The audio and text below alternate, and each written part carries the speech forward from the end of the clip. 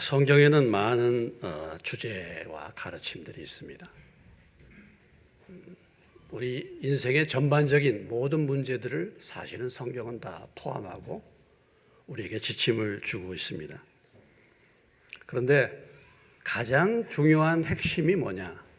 성경의 가장 중요한 핵심은 구원론입니다. 구원론. 우리가 잘 알고 있죠. 결국은 죄 많은 우리가, 죄 지은 우리가 어떻게 하나님의 심판으로부터 구원을 받아서 천국을 갈 수 있을 것인가?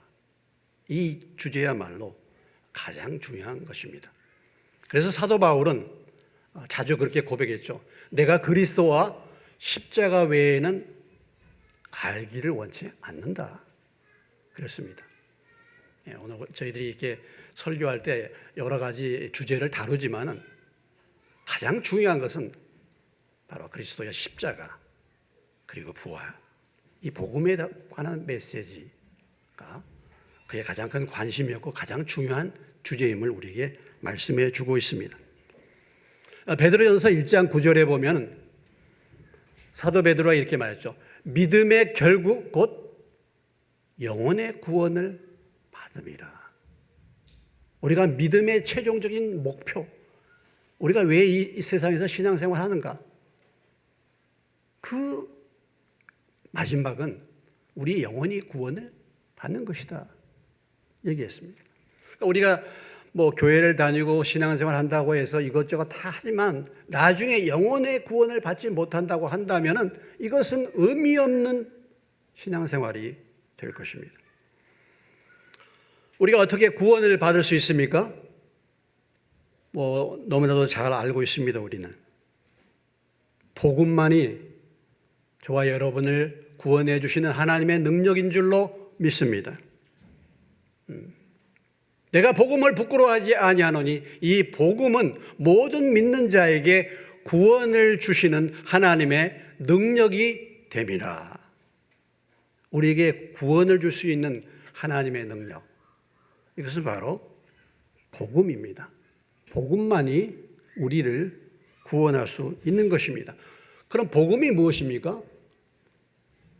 복음은 십자가와 부활이죠. 복음은 십자가와 부활. 성경대로 예수님께서 우리의 죄를 위해서 죽으시고 성경대로 예수께서 사흘 만에 부활하셨다. 바로 십자가는 우리가 지은 죄에 대한 하나님의 심판, 우리가 지은 죄로 인해서 예수님이 십자가에 죽으신 것이고 그 부활을 통해서 우리의 죄가 사함받은 증거로 예수님이 부활을 하신 것이죠. 로마서 4장 25절의 말씀입니다. 예수는 우리가 범죄한 것 때문에 십자가에 내어줌이 되고 또한 우리를 의롭다 하시기 위하여 살아나셨느니라. 예수님의 부활은 우리의 의로움, 죄사함과 예수님의 부활은 바로 죽음 가운데서 죄의 심판의 결과인 사망을 정복하고 우리에게 부활 영생의 소망을 주신 주님의 능력을 저와 여러분에게 나타내 보여주신 줄로 믿으시기 바랍니다. 그래서 이 부활을 통해서 예수님이 하나님의 아들이시고 저와 여러분을 구원할 수 있는 능력자이시고 그리고 그 예수를 믿는 저와 여러분에게 부활이 있음을, 확실한 부활 소망과 천국의 소망이 있음을 증거해 주신 것입니다. 이 부활주일을 맞이하여 다시 한번 여러분에게 부활하신 주님을 만나고 부활의 신앙으로 충만하시기를 주의 이름으로 축원합니다. 이 세상에서는 이 구원의 길, 인간이 구원받는 길, 죄사함의 길, 천국 가는 이 영생의 길, 이 길을 깨닫지 못하도록, 믿지 못하도록 마귀가 사람들을 혼미케 하고 있습니다. 고린도후서 4장 4절 이미 우리가 자주 보고 있는 말씀이죠. 오늘날 마귀가 이 세상 신이 가장 사람들의 마음을 혼란하게 만드는 것이 뭐냐?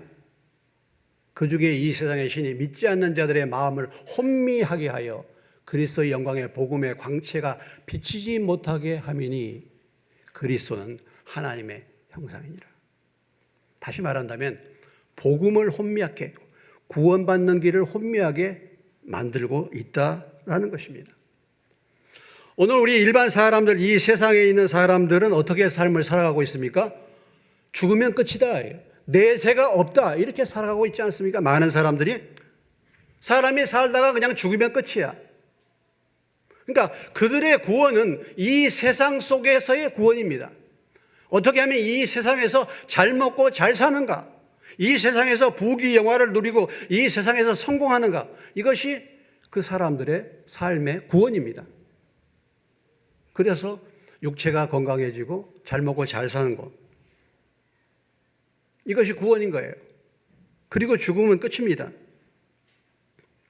죽음이 끝이기 때문에 그들의 삶의 관심은 내일 죽을 터이니 오늘 먹고 마시자, 이것이 그들의 삶의 목표가 되는 것이죠.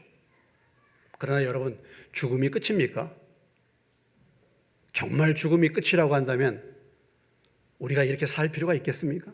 정말 죽음이 끝이라고 한다면 도덕을 지키고 착하게 살 필요가 있겠습니까? 죽음이 끝이 아닌 것이죠. 또 한편으로 이 세상 일반적인 사람들 가운데 그래도 양심이 있는 사람들, 양심이 어느 정도 있는 사람들은 이렇게 생각해요. 세상 살면서 남에게 해를 끼치지 않고 도덕, 윤리 이런 걸 잘 지켜서 착하게 살면 좋은 곳으로 간다, 이렇게 생각하면서 삶을 사는 사람들이 있습니다. 그들의 구원관이죠.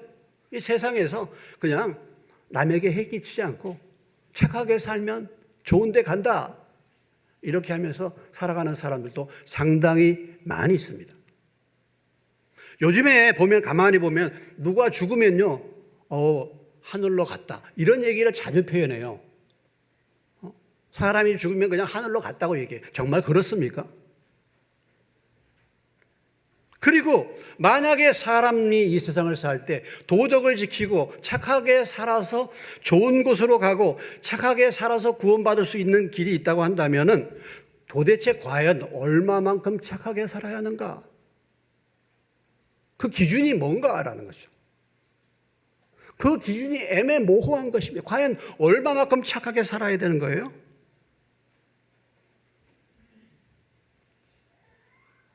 아무튼 이렇게 막연한 구원의 기대 속에서 살아가는 사람들도 있습니다. 그런데 이 구원의 길을 생각하면서 이제 신앙생활을 하는 사람이 있어요. 종교 생활을 하는 사람들이 있습니다. 그래서 이 세상에 살면서 뭔가 이 세상을 보니까 그래도 하나님이 있는 것 같고, 그래서 누군가 이 신이 있는 것 같고, 그래서 신을 찾는 그런 사람들, 그래서 종교를 소유하는, 종교를 갖는 사람들이 있습니다. 그런데 이 대부분의 종교인들의 구원관은 무엇입니까? 각자 그들이 가지고 있는 계명과 규례와 법을, 교리를 지키면 구원받는다, 이렇게 생각하면서 살아가는 사람들이 많이 있습니다. 아니 그보다도 더 수준이 낮은 종교 단계는 그냥 이 종교 생활을 하면 세상에서 축복받는다, 이렇게 생각하는 사람들도 있지만은, 그러나 한 단계 더 나아가면 대부분의 신앙생활, 종교생활 하는 사람들은 거기에서 가르치는 그 교리, 계명을 잘 지키면 나중에 구원받는다, 이렇게 생각하는 사람들이 많이 있습니다. 오늘 시대를 말하기를 종교다원주의라고 말합니다. 종교다원주의. 이 말의 의미는 종교는 다 같다, 이름이에요. 기독교나 이슬람이나 불교나 모든 종교가 다 같다, 이거예요.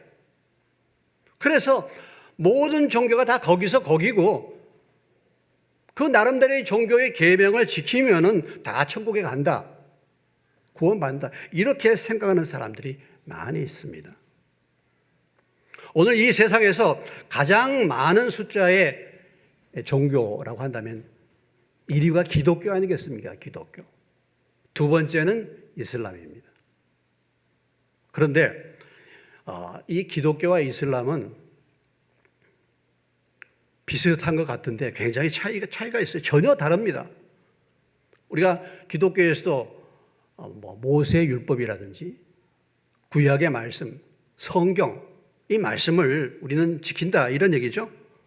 이슬람도 역시 마찬가지로 모하마드의 율법과 코란을 믿고 따릅니다. 그런데 전혀 다른 게 뭐냐면 인간에 대한 이해예요. 인간에 대한 이해. 예. 기독교는 인간은 죄로 말미암아 타락한 존재입니다. 그러나 이슬람에는 그런 게 없어요. 그래서 결국은 계명과 교리를 지킴으로 구원을 받는다라는 것은 우리가 잘 알다시피 결국은 자기 힘과 자기 노력으로 구원을 얻고자 하는 거 아니겠습니까? 혹시라도 아직까지도 지금 신앙생활을 하시면서 아직까지도 이 계명을 철저하게 지켜서 구원받는다라고 생각하는 분들이 열심히 종교생활을 하면은 구원받는다, 좋은 곳에 간다 이렇게 생각하신 분들이 혹시라도 우리 교회 가운데 있는지 모르겠어요. 이것의 치명적인 문제가 무엇입니까? 인간은 결코 착하지 않다는 것이에요. 인간은 죄로 인해서 타락했기 때문에, 인간은 죄로 인해서 본성이 망가졌기 때문에 스스로 구원할 수 있는 능력이 없는 것입니다. 성경은 거기에 대해서 단호하게 말하고 있죠.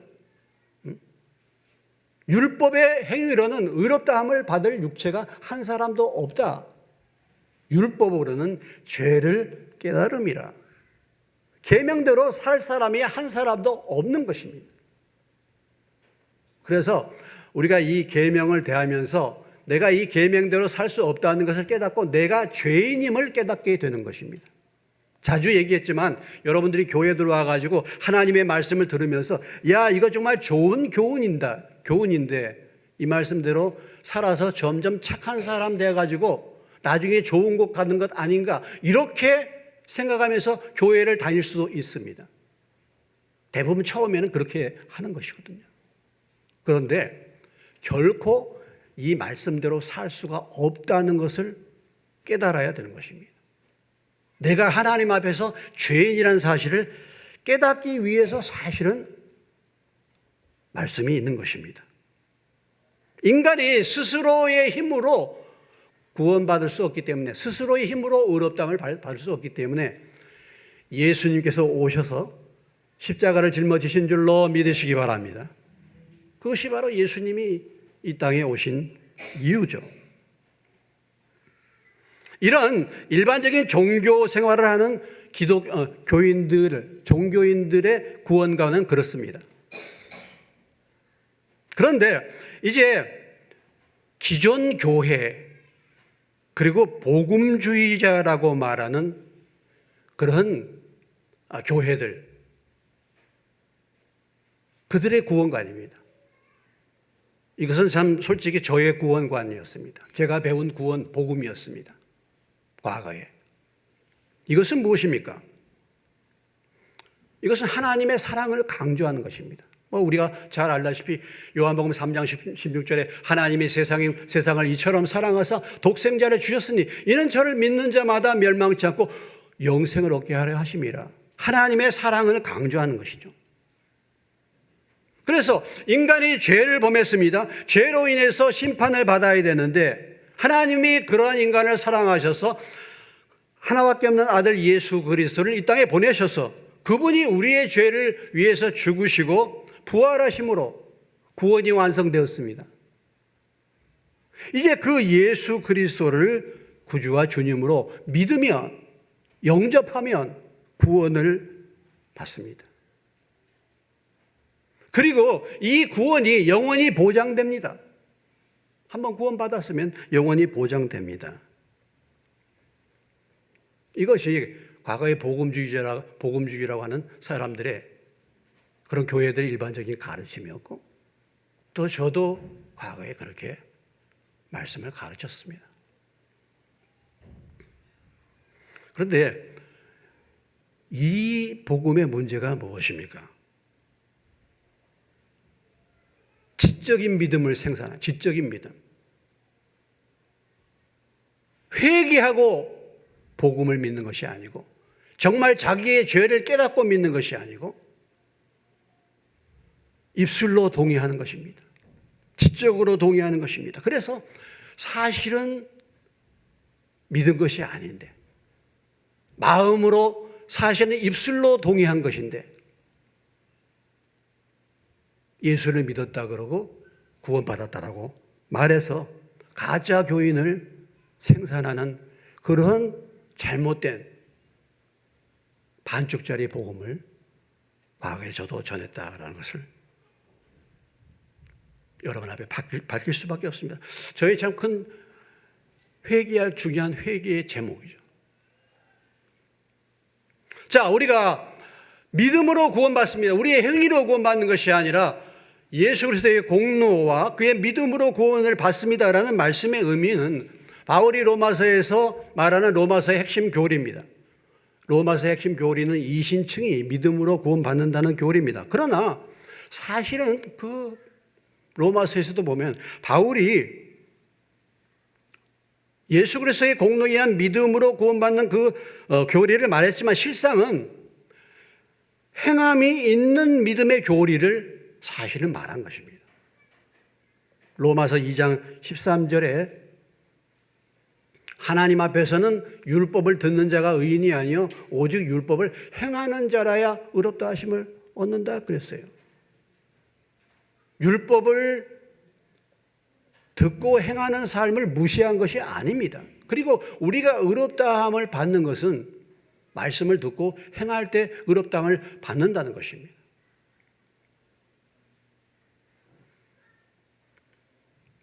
그러나 이렇게 한번 예수를 믿고 구원받으면 그 구원이 영원히 보장이 되는 것입니다. 특별히 이 구원을 크게 강조해서 구원받은 이후의 삶에 대해서는 너무나도 무지하고 구원받은 이후의 삶에 대한 책임은 소홀히 했던 그런 무리들이 교회 역사상에 보면 많이 나타나 있습니다. 대표적인 것이 무엇이냐면 니골라당입니다. 니골라당. 예수 믿었으니까 이제 구원받았으니까 우리는 이 땅에서는 그냥 적당히 살아도 돼. 한번 구원받았으니까 우리는 구원받았어. 그러니까 그냥 뭐 세상에서 적당히 살면 돼. 이것이 니골라당의 가르침입니다. 이런 흐름들이요 지금도 나타나 있어요. 여러분 구원파가 그렇습니다. 여러분들 구원파에 대해서 얘기 들어보셨죠? 구원파가 굉장히 복음을 강하게 전하고 굉장히 그럴듯합니다. 정말 구원이 중요하다 말은 맞습니다. 그런데 구원받은 것으로 모든 것이 다 끝나는 것입니다. 예수님이 우리의 죄를 위해서 십자가에서 죽으실 때 우리의 과거의 죄, 현재의 죄, 미래의 죄 모든 죄를 다 사하여 주신 줄로 믿습니다. 그 말이 맞는 말이죠. 그렇기 때문에 지금 내가 지은 죄를 회개할 필요가 없는 거예요. 내가 짓는 죄를 회개할 필요가 없는 거예요. 왜? 예수님이 다 사해 주셨으니까. 구원이 전부인 것입니다. 구원이. 이것이 구원파의 문제입니다. 구원파는요 회개가 없어요. 만약에 죄를 짓고 회개한다 그러면 구원을 못 받은 거예요. 구원의 확신을 받지 못한 것입니다. 구원받은 사람이 왜 죄를 회개해?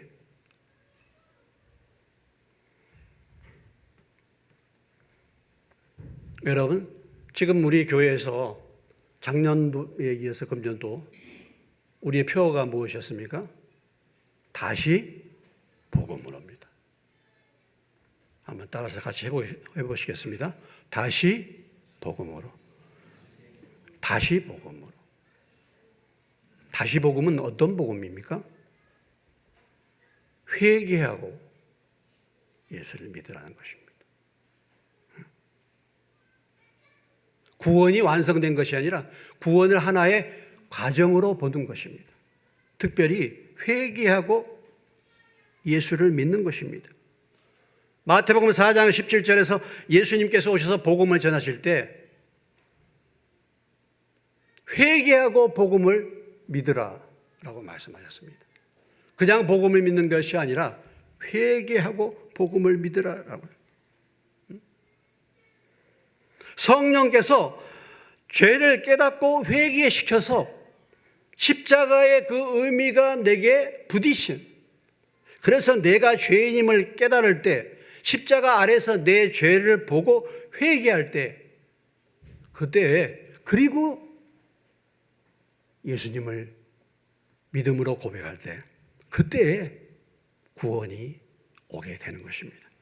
그래서 회개하고 복음을 믿으라 라고 말씀하십니다.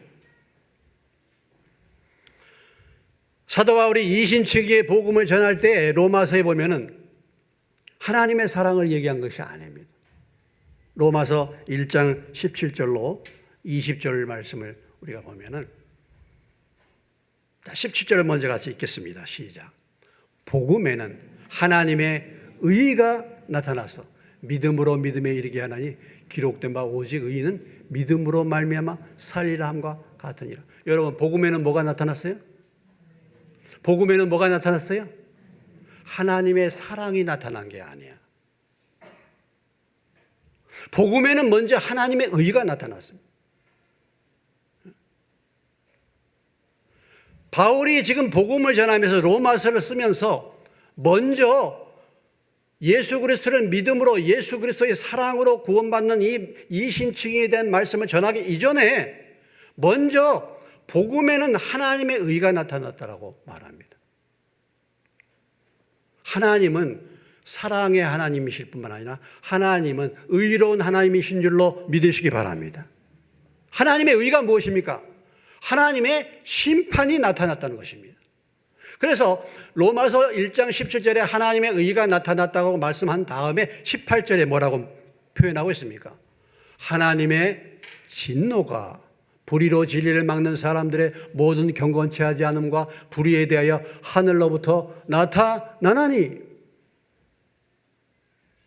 하나님의 진노가 먼저 나타나는 거예요. 하나님의 복음을 듣기 이전에 하나님의 사랑이 먼저 나타난 것이 아니라 하나님의 진노가, 하나님의 의가 먼저 나타난 것입니다.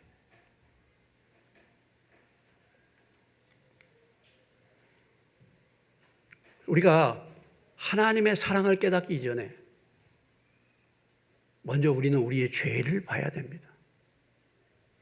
하나님의 의를 봐야 됩니다. 하나님은 사랑의 하나님일 뿐만 아니라 하나님은 공의의 하나님이신 줄로 믿습니다. 하나님이 의로우신 분이기 때문에 우리의 죄를 도저히 용납할 수 없어서 예수님은 십자가에 못 박힌 거 아니겠습니까? 죄를 그냥 넘어가신 분이 아니십니다. 우리가 그 주님을 만나기 이전에 십자가 밑에서 내 죄를 봐야 되는 거예요. 내 죄를 깨달아야 되는 것입니다. 그때 비로소 십자가의 의미와 그때 비로소 주님의 구속의 사역이 내게 다가오게 되는 것이죠. 그래서 다시 복음으로 이 말씀의 의미는 회개하라, 회개하고 죄를 깨닫고 회개하고 예수를 믿으라는 말씀을 우리에게 주신 것입니다. 이것은 결코 행위를 강조하는 게 아니죠. 여러분, 마지막 구원받은 강도를 생각해 보십시오. 누가복음 23장 40절로 42절 말씀해 보면 마지막 순간에 구원받은 강도, 하나는 그 사람을 꾸짖어 이르되 내가 동일한 정죄를 받고서도 하나님을 두려워하지 아니하느냐? 우리는 우리가 행한 일에 상당한 보응을 받는 것이니 이에 당연하거니와. 마지막 구원받은 강도죠. 강도의 회개 아니겠습니까? 우리가 십자가형을 받는 것은 당연하다. 자신의 죄를 깨닫고 회개할 때 이 강도는 구원받게 된 것입니다. 오늘 이렇게 마귀는 구원의 길이 무엇인지, 심지어는 교회 안에서까지 이 복음을 혼미하게 만들어서 한 번 믿으면 영원히 구원이 보장되는 것처럼 그렇게 강조하고 그렇게 말씀을 전하고 있고, 오늘날 특별히 칼빈을 따르는 칼빈주의, 한 번 구원은 영원한 구원이라는 견인교리에 의해서 많은 교회들이 여전히 이 교리를 사실은 지지하고 있습니다. 오늘 본문의 본문에 나오는 말씀은, 오늘 부활주일인데 이 말씀은 좀 생뚱맞은 말씀이 아닙니까? 오늘 본문의 사건이 어떤 사건입니까? 이스라엘 백성들이 시내산에서 모세가 십계명을 받으러 올라갔을 때 그들이 아론에게 우리를 인도할 신을 만들어 달라 이렇게 해가지고 금송아지를 만드는 사건입니다. 흔히 우리는 출애굽했다, 지금 출애굽한 거 아니겠습니까? 출애굽했다라는 이 사건을 구원받았다 이렇게 말합니다. 교리적으로. 또 그 비유적으로 그렇게 얘기해요. 이스라엘 백성들이 애굽에서 나올 때 문설주 좌우 임방에 피를 발랐어. 말씀에 순종했어요. 그걸 믿고 피를 발랐어. 그래서 그들이 애굽에서 나온 것입니다. 구원받은 거예요. 그리고 여러분, 애굽에서 이 10가지 재앙, 피, 개구리, 이파리, 가정우, 매흑장의 이 10가지 재앙을 다 경험했어요. 그들이 나왔을 때 홍해가 갈라지는 것을 보았습니다. 광야에서 하늘에서 메추라기가, 반석에서 물이 터져 나오는 것을 경험했습니다. 그랬던 이스라엘 백성들이에요. 그들이 지금 하나님을 만들어 달라고 말하고 있는 거죠. 무엇을 우리에게 보여주고 있습니까? 하나님께 순종했어요. 하나님의 놀라운 역사를 경험했습니다. 기적을 체험했어요. 여러분, 물론 여러분 가운데 이런 기적들을 체험하신 분들이 계시리라고 생각되는데, 바다가 갈라진 거 혹시 체험해 보신 적 있으십니까?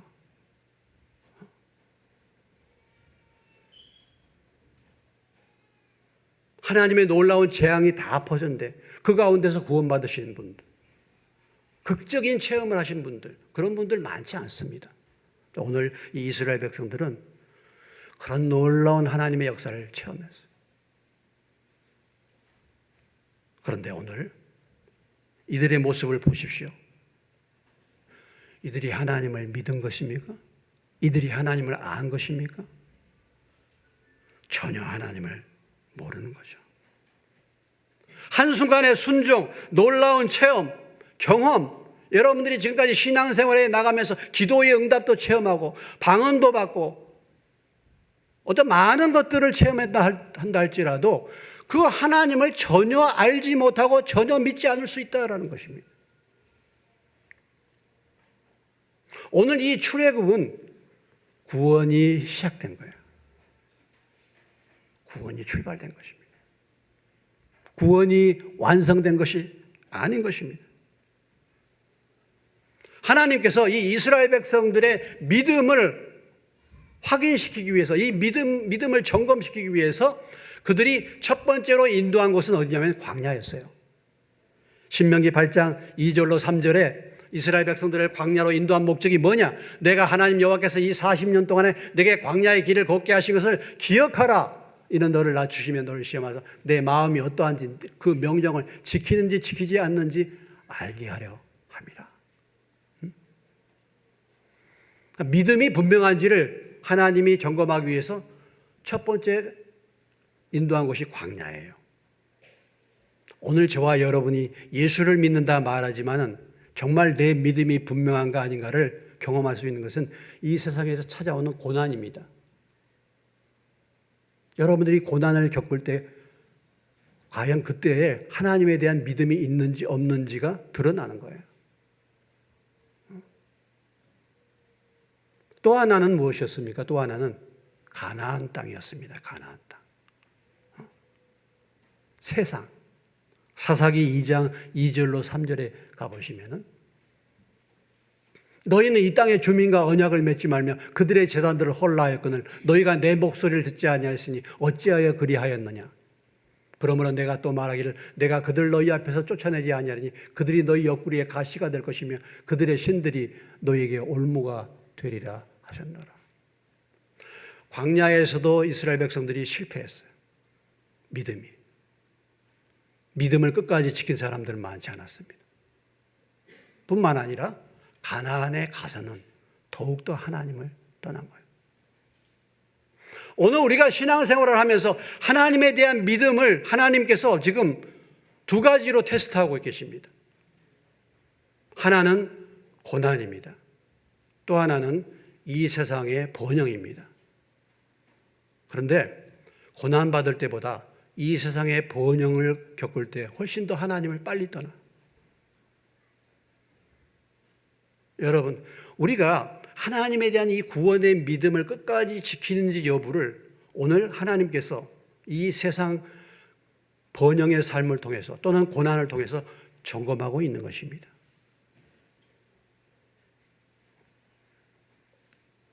빌립보서 2장 12절. 빌립보서 2장 12절에 이렇게 말하고 있죠. 그러므로 나의 사랑하는 자들아 너희가 나 있을 때뿐 아니라 더욱 지금 나 없을 때에도 항상 복종하여 두렵고 떨림으로 너희 구원을 무엇하라? 이루라. 구원이 완성된 것이 아니에요. 구원을 이루라고 말하고 있습니다. 구원을 이루라. 마태복음 24장 13절에 마태는 이렇게 말하고 있죠. 같이 읽겠습니다. 시작. 그러나 끝까지 견디는 자는 구원을. 끝까지 견디는 자. 끝까지 견디는 자. 우리가 성경을 보면 여러분 어떻습니까?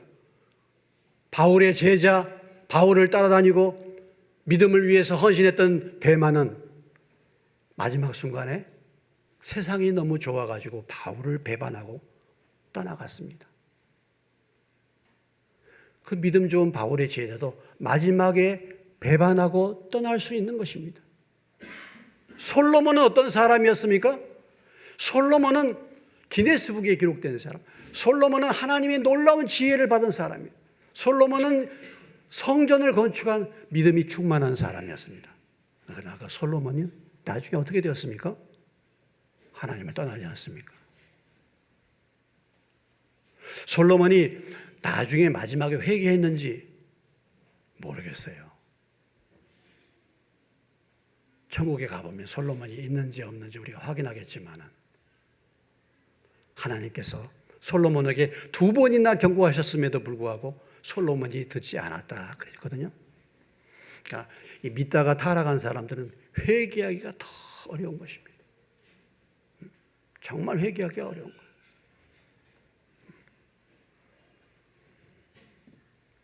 사도 바울은 그렇게 고백하지 않습니까? 고린도전서 9장 27절 우리가 잘 알고 있는 말씀입니다. 같이 읽겠습니다. 내가 내 몸을 쳐 복종하게 하면 내가 남에게 전파한 후에 자신이 도리어 버림을 당할까 두려움이라. 저도 신앙생활 지금까지 해오면서 목사로서 목회자로서 어떻게 본다면 주님이 따라와라 그래서 이것저것 다 버리고 여기까지 왔습니다만은 저도 버림당할 수 있다는 것이죠. 여러분, 직분이 그 사람을 구원을 지켜주는 것이 아닙니다. 직분이 지켜주는 게 아니에요. 한 번 구원이 영원히 보장된 구원이 아니고 구원의 여정이 시작이 되어서 우리가 끝까지 믿음을 지키는 순간까지 주님을 붙들고 자기 십자가를 지고 자기를 부인하고 날마다 주님을 쫓을 수 있는 저와 여러분 되시기를 주의 이름으로 축원합니다. 디모데후서 4장 7절과 8절의 말씀에 사도 바울이 이렇게 고백하고 있지 않습니까? 나는 선한 싸움을 싸우고 나의 달려갈 길을 마치고 무엇을 지켰으니? 믿음을 지켰으니 이제 후로는 나를 위하여 의의 멸관이 예비되었다.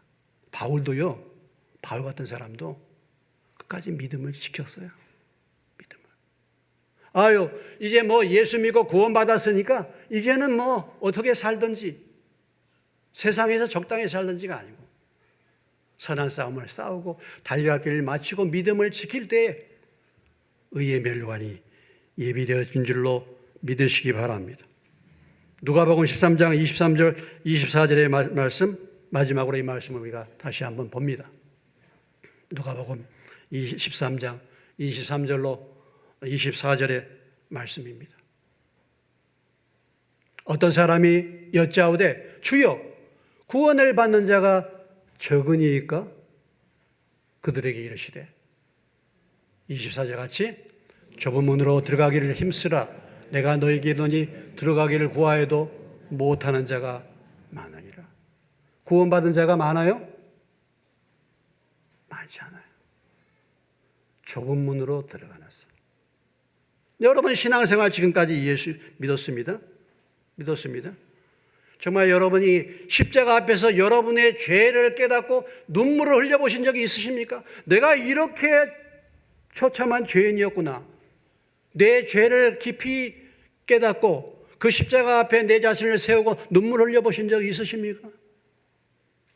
나 같은 죄인을 위해서 십자가에서 피 흘려주시고 나를 오랫동안 참으시고 나를 사랑하신 그 주님의 사랑에 부딪혀서 눈물을 흘려보신 적이 있으십니까? 믿지 않는 주변에 있는 영혼들을 바라볼 때, 믿지 않는 내 남편과 믿지 않는 자녀들과 믿지 않는 형제들을 바라볼 때 너무 마음이 아파서 눈물을 흘려보신 적이 있으십니까? 주님을 분명히 만났다고 한다면요, 그것이 없을 수 없는 것입니다. 아직 그렇지 않다고 한다면 아직도 여러분들이 죄에서 돌이키는 것이 아니에요. 죄에서 아직도 붙들고 있는 것입니다. 사람이요, 참 내 죄를 깨닫고 내 자신을 포기한다는 것이, 그래서 주님을 주인으로 믿는다는 것이요, 쉬운 것이 아니에요. 일본이 망할 때 비행기가 이제 사이판에서 일본 본토까지 날아갑니다. B-29가 날아가서 폭격을 합니다. 네이팜탄이에요. 불붙게 하는 탄. 그 안에 중앙부 온도가 1000도, 지옥이래, 지옥. 이것을 B-29가 날마다 날아가서 폭격을 했습니다. 도쿄를 폭격했는데요, 83,000명이 타 죽었어요. 83,000명이. 그러니까 원자폭탄 떨어진 것보다 더 많이 죽었어요, 사실은요. 67개의 도시를 다 폭격했습니다. B-29가 매일 날아가서. 그런데도 일본이 어떻습니까? 항복을 안 하는 거예요.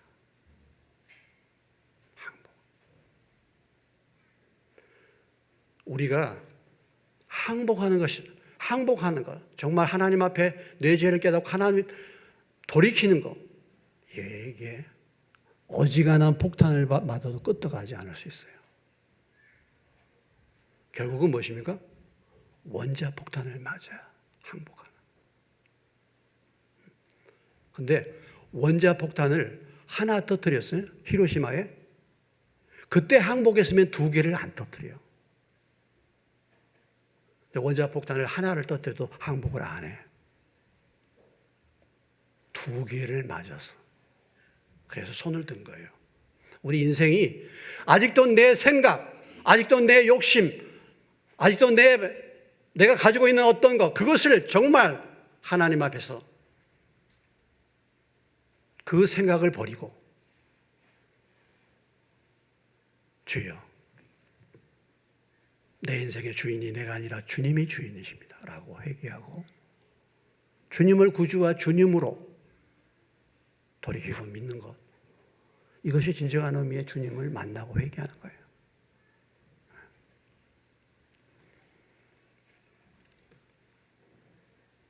십자가 앞에서 진정으로 내 죄를 깨닫고 그 주님을 믿고 날마다 주의 말씀을 붙들고 성령의 도우심으로 좁은 길을, 주의 말씀을 붙들고 이 세상에서 끝까지 믿음을 지킬 수 있는 그래서 하나님 나라, 믿음의 결국 하나님 나라에 갈 수 있는 저와 여러분 되시기를 주님의 이름으로 축원합니다. 주님, 부활